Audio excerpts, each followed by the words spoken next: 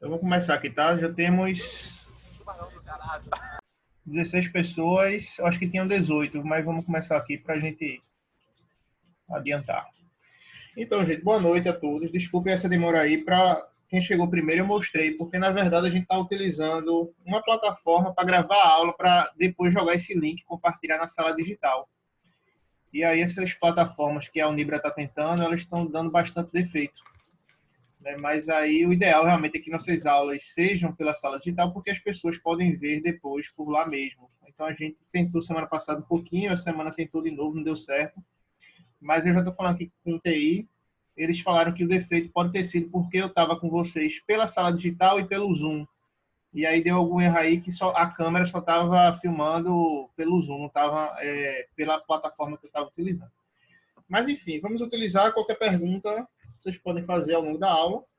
A aula de hoje é técnicas de escrita e copywriting. Então, é uma aula que eu acho bem interessante e é uma aula que vocês podem utilizar bastante para a vida de vocês. Né? Ao longo da nossa disciplina Psicologia da Comunicação, a gente vai ter, nossa próxima aula vai ser uma aula mais teórica, a gente vai ver as principais correntes da psicologia. Então, a gente vai estudar a Gestalt, o behaviorismo, TCC, falar de algumas correntes mais atuais da psicologia, mas principalmente psicologia da comunicação, para os meios de comunicação. E eu achei mais interessante, nesse nosso segundo encontro, primeiro falar, digamos assim, técnicas mais atuais de como a psicologia está sendo utilizada na comunicação, para depois a gente ir para a teoria. Né? Normalmente, começa-se pela teoria e depois a gente vai para a prática. Eu resolvi fazer o contrário com vocês. Eu sei que vocês gostam mais de prática, então preparei essa aula, né, com alguns exemplos práticos. Primeiro momento da aula, a gente vai ver técnicas de escrita, vamos falar como construir um bom título, vamos falar sobre pirâmide invertida, que você já sabe, mas vamos relembrar. Segundo momento, vamos entender o que é copywriting. A gente falou um pouquinho na aula passada, são técnicas de escrita para buscar com que o consumidor ele faça uma ação, e essa ação pode ser seguir seu canal no YouTube, pode ser se tornar um seguidor no Instagram, pode ser comprar algum produto seu. Então, a gente vai ver isso na prática, já a gente vai ver com alguns exemplos. Então, aqui, como eu falei, parte 1 da aula, técnicas de escrita e redação jornalística, parte 2, copywriting, texto para fins de publicidade e outras formas de marketing. Então, dicas para criar uma boa redação jornalística. Eu não sei se eu já tenho mostrado isso para vocês, mas, basicamente, foi a forma que eu aprendi na faculdade e para vocês tem algumas diferenças. Né? Então, o que é que vocês aprendem? O título tem que ser criativo e impactante, beleza? Tem que ser frases curtas e objetivas. Né? A gente tem 2 títulos hoje em dia que são importantes. A gente tem um título que vai ser da matéria, ou o título que vai ser, por exemplo, de uma postagem, e tem um título também que vai aparecer no Google. Né? Vocês sabem que tem essa distinção, né? Quando vocês estão utilizando WordPress, Wix ou qualquer outra plataforma dessas, você consegue lá editar o título que sua matéria, sua postagem vai aparecer também para o Google. O do Google tem que ser ainda mais curto do que a postagem, porque o Google geralmente ele vai exibir entre 50 e 55 caracteres.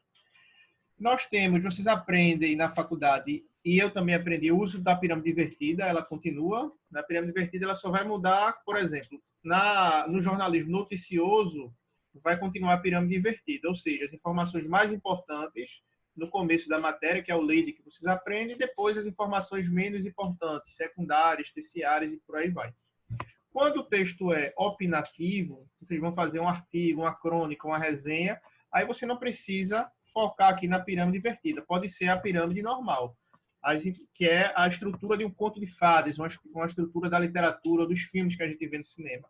Você começa com as informações dos acontecimentos menos importantes e vai até os mais importantes. Vocês têm que saber utilizar essas 2 técnicas. Geralmente, a gente trabalha mais ao longo da faculdade e no mercado de trabalho com a pirâmide invertida, que é o mais comum, que é feita para notícias e reportagens. Uma diferença que também tem para as novas produções, as redações jornalísticas atuais, é focar nos interesses do público-alvo. E por que isso? Normalmente, vocês sabem que o texto jornalístico, né, até historicamente, é um texto bem geral, né, feito para, por exemplo, classe A, B. Mas não era, historicamente, um texto feito para um público mais personalizado. Ou seja, uma pessoa de 25 anos, que está na faculdade, que ainda mora na casa dos pais. Isso começa, né, se desenvolve mais, principalmente com a publicidade na era digital, que vocês sabem que é possível pelo Facebook Ads, pelo Google Ads, pelo Instagram, fazer uma publicidade para um público específico. Então, você consegue segmentar, até atingir aquele seu público específico. E aí, vocês também vão ter que aprender algumas técnicas para trabalhar com públicos específicos, para o texto de vocês não seja mais, em algumas situações, lógico, quando necessário, não ser mais aquele texto geralzão, que se aplica para todo mundo. Até porque, se você quer ser bom para todo mundo, você termina sendo mediano. Não tem como você fazer um texto que vai agradar a todo mundo. Agora, se vocês buscam um texto específico para um público-alvo, para uma pessoa, sim, é mais provável que você consiga agradar a todo mundo. Pelo menos aquele público que interessa a vocês. Tá bom? Então, a gente vai falar mais sobre isso hoje. Mas, de maneira resumida, uma redação jornalística ela tem que ter um título criativo impactante. A novidade hoje em dia é que esse título aqui, deixa eu aceitar mais gente aqui, esse título aqui hoje em dia também tem que ter as palavras-chave, as keywords, a gente falou um pouquinho na aula passada, né? Ou seja, você tem que saber, vai escrever sobre economia, você tem que saber sobre PIB, sei lá, qualquer assunto, você tem que saber as pessoas, quando as pessoas querem se informar no Google sobre economia, sobre esse tema específico, o que é que elas buscam? E aí você vai fazer uma pesquisa de palavras-chave e você vai ter que ter na sua redação jornalística ou na sua produção publicitária, já no título, essas palavras-chave. No título, nos intertítulos, no lead. Então, isso não tinha antigamente, isso é uma novidade. Muitas pessoas que estão no mercado, inclusive, nem sabem disso, porque não viram. É uma novidade. E outra novidade que eu destaco para vocês, principalmente, é a escrita mais personalizada para um público específico. Seguindo aqui nos slides, eu vou trazer aqui para vocês alguns, eu já comentei com vocês em outras, para quem já foi meu aluno, né, em outros encontros, tem esses manuais disponíveis na internet que eles dão dicas legais, né, para a escrita jornalística. Tem um manual da Folha de São Paulo e tem um manual do Estado de São Paulo. Os dois, se vocês jogarem no Google, vocês encontram já eles na versão digital. E eu vou trazer algumas dicas do próprio Estadão para vocês. Então, ó, não comece períodos ou parágrafos seguidos com a mesma palavra. Em qualquer ocasião, prefira a palavra mais simples. A gente sempre vem batendo, né? Eu, como professor de vocês, sempre venho também batendo nessa tecla. Então, por exemplo, você pode usar votar ou você pode utilizar a palavra sufragar. São sinônimos. Porém, é sempre mais interessante você utilizar a palavra mais simples, tanto no texto jornalístico como também no texto publicitário. Lógico, se a palavra estiver sendo repetida várias vezes ao longo do texto, aí você pode sim recorrer a um sinônimo, mas o ideal é que você utilize sempre palavras mais simples. Pretender é sempre melhor do que objetivar, intentar ou tensionar. Voltar é sempre melhor do que regressar. Outras dicas do Estadão, do Manual do Estadão para jornalistas. A rádio e a televisão podem ter necessidade de palavras de som forte ou vibrante. Já o jornalismo impresso ou digital, não. Assim, goleiro é goleiro e não, quando vocês forem fazer os textos de vocês, goleirão. Da mesma forma, rejeita invenções como zagueirão, becão, jogão, pelotaço, galera e similares. Ou seja, aquele beabá que vocês vêm aprendendo de sempre, né, optar pelas palavras mais simples. Seguindo. Aqui tem nesses manuais também tem algumas dicas, né, sobre, por exemplo, sobre padronização, ou seja, você vai utilizar milionário no texto, né, alguma matéria, sei lá, sobre alguma personalidade, a Folha de São Paulo ela recomenda que se evite. É mais interessante, lógico, se você tiver acesso a essa informação, você colocar lá a fortuna da pessoa. Então, você vai falar sobre um empresário brasileiro, ou milionário, não, você pode colocar a fortuna dele. Também tem algumas dicas de gramática, fim de semana, hoje em dia assim é a forma correta, né? No passado já foi assim. Enfim, depois vocês podem usar quando tiverem dúvidas, vocês podem recorrer a esses manuais. Professor? Oi. Boa noite, Charles Arthur, tudo bem? Boa noite, Charles. Diga aí. É curioso essas dicas virem do Estadão e da Folha de São Paulo, porque eu costumo acompanhar os jornais de todo o Brasil, as capas, faço um trabalho pequeno de divulgação no Insta, e o que eu mais vejo é o Estadão e a Folha de São Paulo usando palavras que fogem completamente desse manual aí que o senhor está trazendo, e buscar pela simplicidade. Eu não sei se pelo público deles, ser um público, por mais que sejam jornais de âmbito nacional, eles têm um público que tem um poder aquisitivo melhor, creio eu que seja por isso. O senhor concorda? Sim, O veja senhor só. vê isso também, Não, esse tipo vejo. de... E veja só, vocês têm que entender que existem as dicas e existe a prática.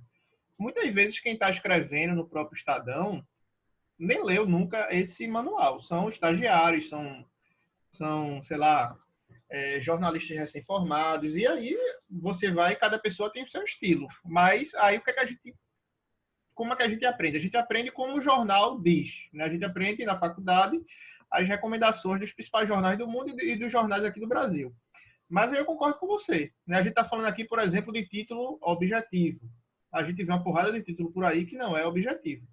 A gente vai falar agora, por exemplo, que os títulos é importante ter os verbos no presente. E aí vocês vão ver, né, exemplos de vários títulos que não tem o verbo no presente. Então, ou seja, a gente está aprendendo aqui como deve ser feito.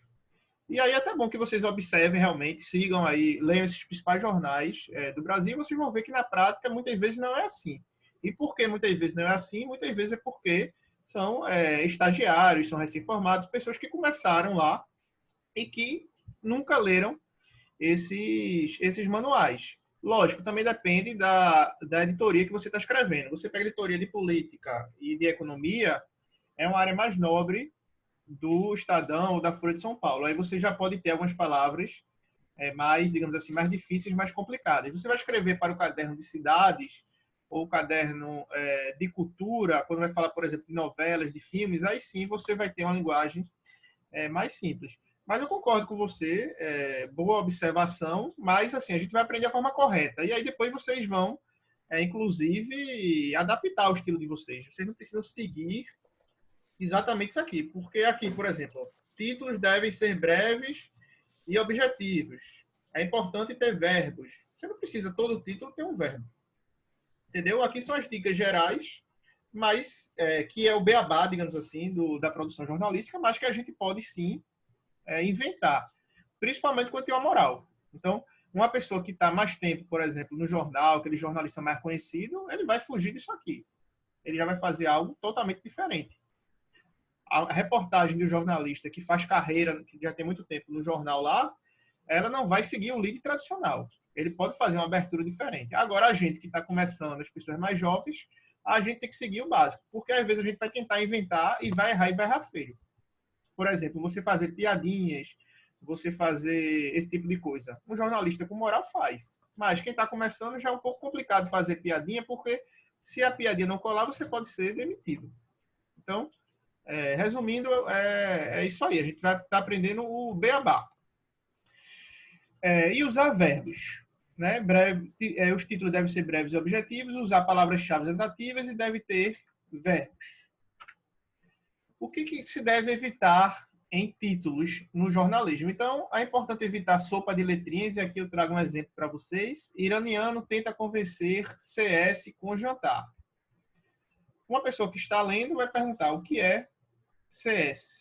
Nesse caso aqui, era Conselho de Segurança da ONU. Então, se for utilizar siglas nos títulos de vocês, só usem as mais conhecidas. Então, você vai utilizar a ONU, vai utilizar a IBGE, essas siglas são conhecidas. O FPE, quando estiver escrevendo aqui para Pernambuco. Se for uma sigla muito diferente, né, sei lá, Paulo Guedes, ministro de Bolsonaro. Aí você vai colocar, Bolsonaro conversa com PG.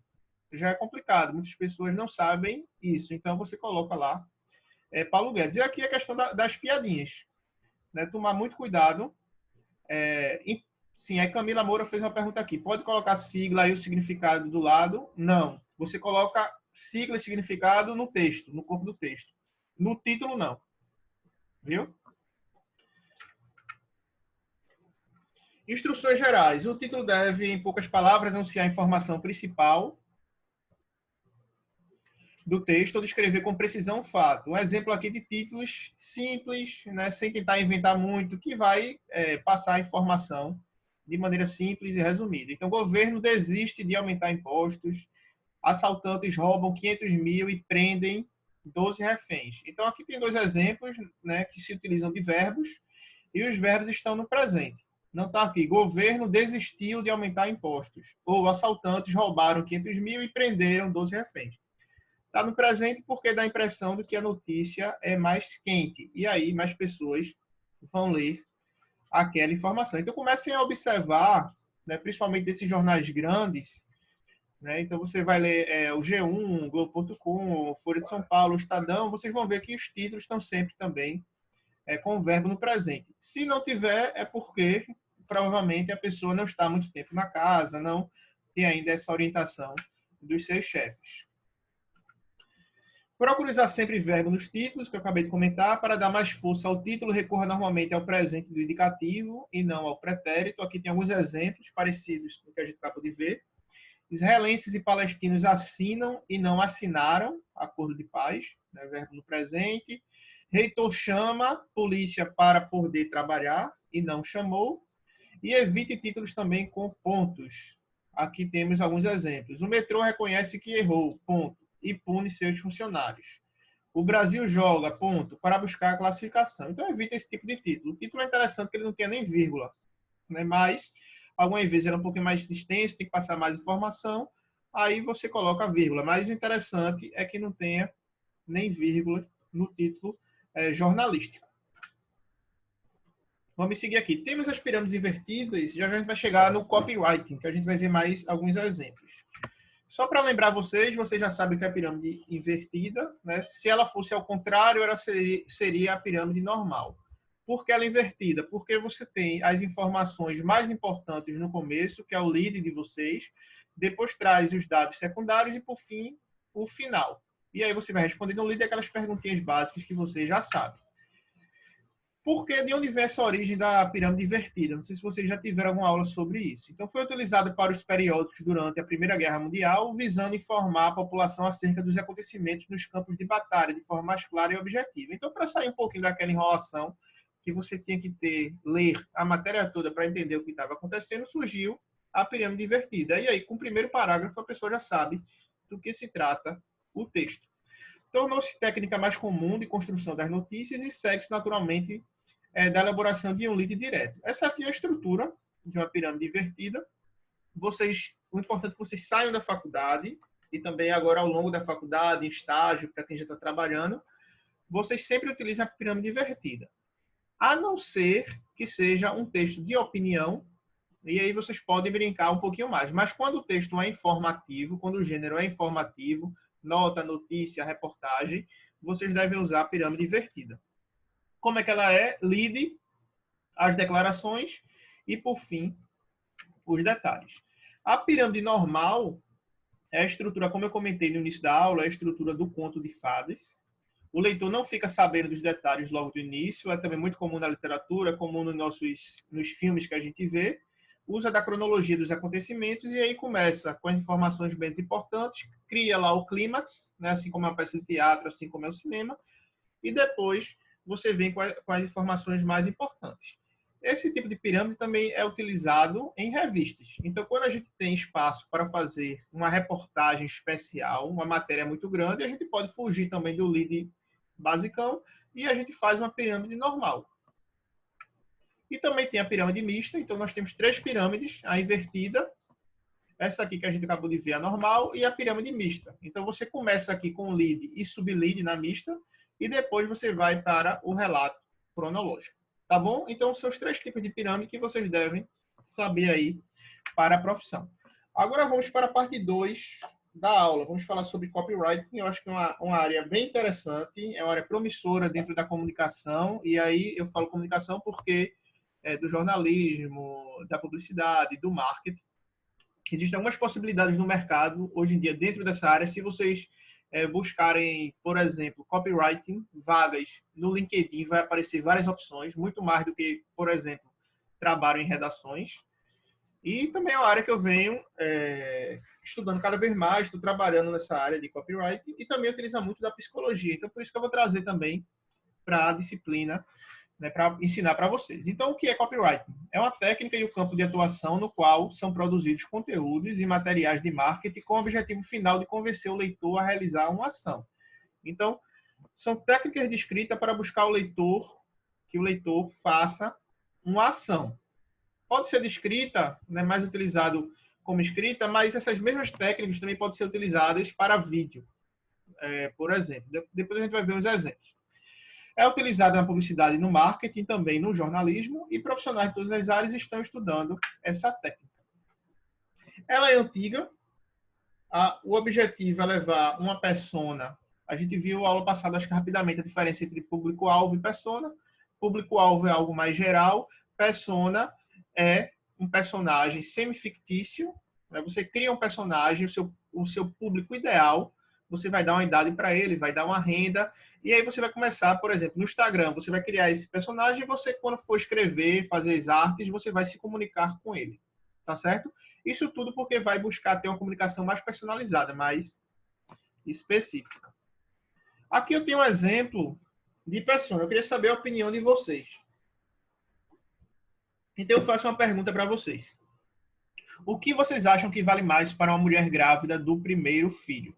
Aqui tem 2 exemplos. Digamos que seja, né, um título para uma peça publicitária, né, uma arte feita, e isso aqui vai no Instagram ou no Facebook. Então, nós temos 2 opções para uma mulher grávida do primeiro filho. Mamãe, aprenda no nosso livro a cuidar do seu bebê. Opção 1. Opção 2. Mamãe de primeira viagem, aprenda no nosso livro a cuidar do seu bebê. Qual dos 2 vocês acham que é mais específico e que é mais interessante? Podem escrever também no chat, quem não quiser falar, quem quiser falar, mete bronca. O 2. O 2. Todo mundo aqui no 2. Por que o 2? Porque no 2 vocês estão sendo específicos. Né? No 2 vocês estão indo exatamente na mulher, né, na mãe de primeira viagem. Então, se o livro é para esse público, você tem que deixar isso claro no título. Tá bom? Vamos ver uma diferença aqui antes da gente ver vários exemplos de copyright. Então, primeiro vocês têm que saber a diferença entre copyright e marketing de conteúdo, que é outra coisa também que eu acho que vocês estão lendo, outros professores devem estar falando para vocês. Né? O copywriting, que é a aula de hoje, é uma técnica de escrita focada na persona. Então, você vai identificar uma persona e você vai utilizar técnicas de escrita e de persuasão para fazer com que essa pessoa tome alguma ação. A ação pode ser de compra, a ação pode ser virar um seguidor, pode ser cadastrar um e-mail, enfim, tem várias ações. Marketing de conteúdo já é uma estratégia mais global de marketing digital que vai buscar oferecer conteúdo que seja válido para a sua audiência. Ou seja, acho que a gente comentou rapidamente na aula passada. Eu acho que até o próximo slide. Pronto, esse slide aqui tem um exemplo. Você tem a Hellmann's, que é uma empresa de maionese. Ela pode, por exemplo, no site dela, que é um print que eu tirei do site dela, ela pode colocar aqui os seus tipos de maionese e colocar os preços. Esse é o marketing tradicional que você vai tentar vender diretamente. Ou pode fazer um marketing de conteúdo. E aí, como é que é o marketing de conteúdo? Ela fala de receitas. Então, ela identificou que o público-alvo dela e a persona gosta de ver receitas. Na verdade, todo mundo gosta de ver receita, né? Metade da população, digamos assim, gosta de ver receita, gosta de cozinhar. E aí, nem todo mundo gosta de maionese, mas todo mundo gosta de receita. E aí, ele identificou isso. E se vocês forem acompanhar as publicidades e o marketing da Hellmann's na televisão, ou no site, ou no YouTube, ela está sempre mostrando receitas rápidas. O que é que ela está fazendo? Ela não está tentando vender diretamente o produto dela. Ela está oferecendo um conteúdo que é valioso, por isso que é marketing de conteúdo, para uma audiência, para depois, né, coincidentemente, você vai ter nas receitas o uso de maionese, para que as pessoas, quando forem fazer essas receitas, utilizem da maionese e também se lembrem da marca Hellmann's. Ou seja, não é a forma tradicional de marketing. É uma forma nova que é o marketing de conteúdo. E aí eu digo para vocês, o que é que as empresas hoje em dia estão fazendo? Eu imagino que vários de vocês vão trabalhar aí como social media, que é uma área também bem crescente. As empresas utilizam as 2 estratégias. Você tem tanto a venda direta, como você também tem o marketing de conteúdo. Lógico, para você conseguir realizar a venda direta, você precisa ser conhecido. Então, você vai fazer um marketing de conteúdo, vai mostrar que seu produto é bom, vai dar conteúdo para as pessoas, para a audiência, para que depois que as pessoas gostem de você, que elas comprem seu produto. Eu gosto de comer, Libânia, tô ligado. Sou do tempo da receita dos encartes das latas de moça. Vamos embora. Vamos ver agora alguns exemplos, né, de como devem ser os textos, as redações. E agora a gente está focando mais na redação publicitária e para o marketing, tá, gente? Vamos sair um pouquinho do jornalismo, vamos ver o marketing e publicidade, que é uma área crescente que vocês também devem aprender. Então, a redação tem de ser original, vocês já sabem, evitar generalizações, explorar exemplos, vocês aprendem isso ao longo da faculdade. Por exemplo, vocês estão fazendo um texto, vamos dar um exemplo de jornalismo. Estão falando de inflação, estão falando de PIB. Ninguém sabe direito o que é inflação, o que é PIB, o cálculo matemático que vai calcular o IPCA ou essa sopa de letrinhas. Então, o que é que vocês fazem? Vocês exploram exemplos. Aí você vai falar de inflação na matéria na televisão, vocês vêm aí, mandam um repórter para a feira, para o mercado, e aí o repórter vai lá perguntando, o tomate, estava quanto semana passada, ou mês passado, está quanto agora? E o alface? E a carne? E aí, por que mostra? Mostra que no dia a dia existia um aumento médio nos preços dos produtos. É isso, na verdade, que é inflação. Só que é complicado você explicar isso, né, em forma de vídeo ou muitas vezes em forma de texto, porque, né, a inflação ela mede, né, sei lá, é uma cesta básica, se eu não me engano, são 70, o preço médio de 70 produtos, né, vai ter a inflação mensal e a anual. Então, se você vai para um mercado e traz exemplos práticos do dia a dia, as pessoas vão entender que o preço do tomate está mais caro, que hoje em dia, por exemplo, aumento do dólar. Como isso impacta a vida da população? É uma boa matéria jornalística. E aí você vai mostrar que, por exemplo, produtos importados, e principalmente os nossos eletrônicos, né? Então celulares, computador, está tudo mais caro. Vai estar tudo aí 20%, 30% mais caro. O computador que vocês compraram ano passado por 2.000, atualmente vai estar 2.400, por causa, né, do aumento do dólar. Então, sempre tragam exemplos, puxe ganchos para fatos atuais, ataque nas emoções, a gente vai ver técnicas de atacar nas emoções, e imaginar, né, o leitor ou a pessoa que está vendo um vídeo seu recebendo o texto. Escrita persuasiva. Agora a gente vai chegar na fase de vermos alguns exemplos. Então, a escrita persuasiva é conduzir um leitor para uma solução. Então, tem uma publicidade da Apple que eu achei bem legal, não consegui achar ela, peguei ela hoje, mas que era o telefone sem fio, né? Na verdade, o fone sem fio aqui da Apple, e tinha escrito só isso, sem fio, elegante e bonito. Ou seja, você não precisou de um texto, né? Imagine esse texto aqui, estava aqui embaixo. Você não precisou de um texto para falar, né, sobre o produto, mas você, com poucas palavras, né, você mostra que é um produto realmente bonito, elegante. Vamos ver alguns exemplos de algumas armas que a gente pode utilizar. Então, tem 6 princípios psicológicos que estruturam nossa conduta, segundo esse autor aqui, Roberto Cialdini. Esses princípios, eles trabalham em cima dos gatilhos mentais. O que são gatilhos mentais? São estímulos que nosso cérebro recebe que podem ajudar na tomada de decisões. Ou seja, a gente, utilizando essas técnicas de persuasão, a gente vai tentar, né, atuar aí, né, na capacidade que as pessoas têm de decidirem. Então, vamos tentar trabalhar em cima de gatilhos mentais, ou seja, um gatilho que pode fazer com que a pessoa tome uma ação. Aqui nós temos, nesse slide, alguns exemplos de gatilhos mentais. Vamos ver alguns para vocês entenderem melhor esse conceito. Reciprocidade. Quando alguém te oferece alguma coisa e você se sente na obrigação de retribuir. Então, esse é um tipo de gatilho mental. E nós temos aqui um exemplo prático, feito pela Netflix, feito pela Spotify faz isso, Apple Music faz isso, a Prime, a Amazon faz isso. O que é que ela faz? Você faz lá o cadastro na página da Netflix e ela vai lhe dar 30 dias de graça do serviço dela. E aí vai ativar o gatilho mental da reciprocidade, ou seja, ela lhe deu algo de graça, algo que foi bom, todo mundo sabe que o serviço da Netflix é bom, principalmente quem gosta de filme e séries, e aí depois você vai se sentir na obrigação de retribuir. Como é que você vai retribuir? Assinando. Então ela vai lhe dar 30 dias de graça para que depois você retribua. Esse é o gatilho mental da reciprocidade.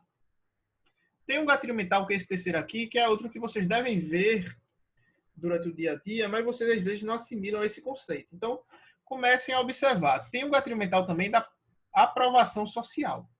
Como é que é esse gatilho mental? É quando você vai vender um produto ou um serviço, né? Lembrando que a gente está trabalhando agora mais na área da publicidade e do marketing. Você vai mostrar que várias pessoas gostaram daquele produto ou serviço. Como é que você vai fazer isso? Você pode, por exemplo, em um anúncio, colocar aspas de uma pessoa que gostou daquele produto ou daquele serviço. Se você quer trabalhar com vídeo, você entrega, por exemplo, você vende, sei lá, óculos escuro, e aí as pessoas têm medo de comprar óculos escuro porque de uma marca que não é muito conhecida, porque pode chegar um tijolo em suas respectivas casas. E aí o que é que você faz? Você grava depoimentos de pessoas que compraram aquele óculos, que chegou em casa e que gostaram bastante do produto. O que é isso? É você utilizar o gatilho da prova social. Outras pessoas utilizaram aquilo ali e gostaram. Por que é interessante utilizar esse gatilho? Porque a maior parte das pessoas são imitadoras e menor parte são iniciadores. Então, se todo mundo está gostando de um produto, está gostando do serviço, várias pessoas vão imitar. E aí você tem que trazer isso para o texto de vocês. Tá bom? Tem outros gatilhos, né? Vimos dois. Tem esse aqui, que é o do compromisso e da coerência. Né? Então, você tem que fazer, né? Estabelecer um compromisso com os seus, com a sua audiência, com os seus possíveis consumidores. E aí, dentro disso, você tem que ser coerente, tem que sempre passar informações verdadeiras. Né? E aí, por exemplo, você só vai fazer promessas que você possa cumprir. Então, se você vai vender um produto para emagrecer e você diz que aquele produto a pessoa vai perder X quilos em um mês e é possível, tem que ser verdade isso. Você não pode mentir. Porque se você estiver mentindo, a pessoa vai comprar o produto, a pessoa não vai gostar, depois vai publicar alguma coisa falando que o produto é ruim e várias pessoas vão ver que o produto é ruim. Então, um conceito básico também da persuasão é você só fazer promessas que você pode cumprir. Se vocês pensam em termos de texto, vou dar aqui outros exemplos. Eu, por exemplo, acho que eu mostrei rapidamente para vocês semana passada. Eu estava escrevendo um texto sobre seguro. Então, logo no meu lead, eu coloquei lá. Se você está interessado em saber mais sobre os seguros do Banco do Brasil, continue neste texto. Neste texto, vamos tirar as principais dúvidas sobre os seguros do Banco do Brasil. Veja, eu fiz uma promessa para os leitores. Eu falei que se eles ficassem ali até o final, eles iriam saber tudo sobre os seguros do Banco do Brasil. Ou seja, realmente meu texto vai ter que ter tudo sobre os seguros do Banco do Brasil. Vai ter que ter endereço, vai ter que ter os preços, vai ter que ter todos os tipos de seguro. Se não tiver isso, eu prometi e não cumpri. E aí esse leitor não vai mais continuar lendo lá os textos que eu estou escrevendo. Então esse é outro tipo de gatilho mental. E aqui nós temos outros 3 tipos. Tem o gatilho da afeição, que você vai estabelecer vínculos com a sua audiência. Tem o gatilho da autoridade, esse aqui também é muito comum e vocês já viram bastante, algumas vezes não podem associar. Aqui é, por exemplo, você vai lançar um produto no mercado. O produto é novo. Você coloca lá que uma autoridade, um expert no assunto, utilizou e gostou. Então, acho que eu dei até o exemplo na aula passada para vocês da XP, uma corretora de valores relativamente nova no mercado. E a XP, ela precisa de novos clientes. O que é que ela faz? O garoto propaganda de sua publicidade, do seu marketing, é Luciano Huck. Quem é Luciano Huck? Um empresário bem-sucedido que tem dinheiro pra caramba e sabe onde colocar o dinheiro, porque ele é muito rico. Ou seja, você vai tentar vender aquele produto, aquele serviço, e para isso você vai mostrar uma autoridade no assunto que gostou, aprovou aquele serviço. E aí você pode utilizar também em outras situações. Você vai eu dei o exemplo financeiro, mas pode ser alguma marca. Né? Você vai vender, né, sei lá, roupas de alguma marca sua. E aí você coloca lá, faz uma parceria com alguma influência, alguma autoridade, falando que a malha é muito boa, que é 100% algodão, que lava, que não deixa mancha. Ou seja, você está utilizando o gatilho mental da autoridade. Você também pode fazer isso de outra forma, como eu também faço algumas vezes no texto. Então, você está falando, por exemplo, sobre seguros, né, que eu estou escrevendo. E aí, seguros de carro. E aí eu pego e trago uma pesquisa de um psicólogo poderoso aqui no Brasil, dizendo que as pessoas que têm seguro de carro, elas são mais tranquilas, e que elas não se aperreiam com o carro ser roubado e que, por isso, elas são mais felizes. Ou seja, eu estou utilizando indiretamente o gatilho mental da autoridade. Eu estou pegando uma pesquisa feita por um psicólogo de renome falando que é interessante fazer um seguro de carro. Ou eu mostro que em países de primeiro mundo, como por exemplo os Estados Unidos, 100% dos carros têm seguro. E aí as pessoas, pô, se os Estados Unidos, que é uma autoridade, um país sério, todo mundo tem seguro de carro, então aqui no Brasil só 30% tem. Então tem algo errado. E tem o gatilho mental da escassez. A gente vai falar mais de alguns desses agora com um exemplo. Então vocês vão fazer, por exemplo, uma publicidade, um marketing no Instagram de algum produto. E aí vocês podem utilizar a escassez. O que é a escassez? Mostrar que aquilo ali está acabando, que tem poucas unidades. E aí pode ser, por exemplo, isso aqui acaba em 3 horas, isso aqui acaba em 4 horas. Só vai ter produto para as 10 primeiras pessoas. Enfim, você está mostrando para as pessoas que aquele produto ele é limitado, que ele vai acabar e você vai tentar fazer com que as pessoas tentem comprar logo. Se vocês observarem essa estratégia, várias empresas já fazem isso. Se você está, por exemplo, tentando fazer uma reserva no Booking, Booking é uma empresa que faz reserva de hotel, de pousada. Você vai fazer uma reserva no Booking, vai ter lá essa pousada, últimas unidades dessa pousada. Ou seja, aquilo ali não é de maneira maluca, não. Ela está fazendo, utilizando o gatilho mental da escassez. As pessoas vão ficar com medo de que, se forem fazer amanhã, vão perder aquela pousada e vão fazer logo hoje. Companhias aéreas fazem isso, a Amazon faz isso. Últimas unidades, só tem mais 3 unidades em estoque. Aí você, eita, fudeu, tem que comprar, senão vai acabar o produto. A aula vai terminar em 1 minuto. Eu vou criar outro link e vou mandar via Jeff, viu? Estamos aqui no último minuto. Vamos aqui continuar. Quando cair, eu crio outro e mando. Agora a gente vai chegar em vários exemplos de gatilhos mentais, que vai ficar mais fácil para vocês entenderem. Gabriel perguntou, para ver se dá tempo de eu responder. Professor, algumas empresas usam mais de um gatilho? Não. É interessante utilizar mais de um gatilho. Viu? Pode utilizar sim. Tem empresa, por exemplo, que vai utilizar o gatilho mental da prova social, vai botar consumidores comuns que compraram e que gostaram, e também vai utilizar o gatilho mental da autoridade, que é você mostrar uma personalidade, uma autoridade que comprou aquele produto que gostou. Você está utilizando 2 tipos. Depois você pode utilizar em outra arte sua, por exemplo, o gatilho da escassez, dizendo que o produto vai terminar. A Unibra, às vezes, utiliza gatilhos mentais. Fiquem atentos também nas publicidades da Unibra. Olha um exemplo aqui de prova social.